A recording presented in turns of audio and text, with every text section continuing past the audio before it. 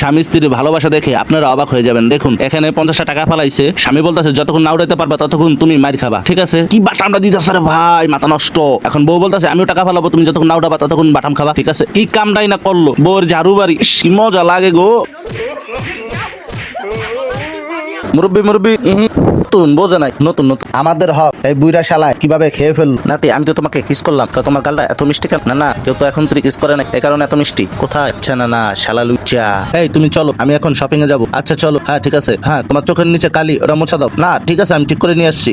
শালি সাইটটা গুজ্জা বাইরা যাবি, তারা তোর 12টা বাজতেছে। হ্যাঁ দাও, তুমি একটু মুছে দাও। হ্যাঁ ঠিক আছে, এবার চলো, এবার তোমাকে সুন্দর দেখায়। দেখেন ভাই, সাজগোজটারে অযথাই নষ্ট করলো।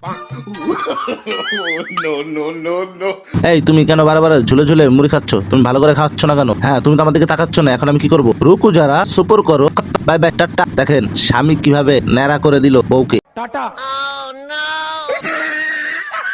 এই তুই আমাকে বিয়ে করবি কিনা বল? কেন তোকে বিয়ে আমি কেন করতে যাবো? কি হয়েছে? তুই যদি আমাকে বিয়ে না করিস তাহলে মা আমাকে লেহেঙ্গা কিনে দিবে না, এটা কেমন তোর কথা? করবি কেন তুই? আসলে মা বলছিল বিয়ে না করলে লেহেঙ্গা কিনে দেবে না। এটা কোনো কথা? ঘুমের ঘরে কিভাবে ফুচকা খায় এই বৌদি, ঘুম থেকে জেগে দেখে তার স্বামীর হাতটি কামড়িয়ে ছিঁড়ে ফেলেছে। এখন খাবারটা ফুচকা খাবি ঘুমের ঘরে? শালি। জামাই বউ মিলে গৃহযুদ্ধ লাগাই দিছে বাসায়। এখন জামাইয়ের শাশুড়ি চলে এসেছে। এখন জামাই দেখুন কি কাণ্ডটি ঘটালো। এখন বউ বলতেছে শোনো, তুমি আমি যে মারামারি করছি এই ব্যাপারটা বাবা মা কোনো ভাবে যাতে না বুঝতে পারে, চলো সেভাবে প্রস্তুত হয়নি।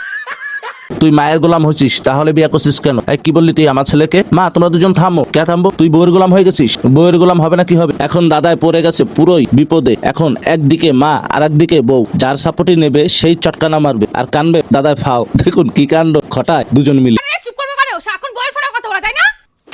আমার ফোনে কথা বলতে পারবি না, তাহলে আমার বিয়ে করেছিলি কিসের জন্য? বাইরে ভাই কি বাটামটা দিতেছে দেখুন। মায় এমন বউ কি লাগা লাগছে মনে হয়। তোর মারে ঠিক করে বলি দে, ওটা আমার বাপের বাড়ি, হোটেল ম্যানেজমেন্টের কোর্স না।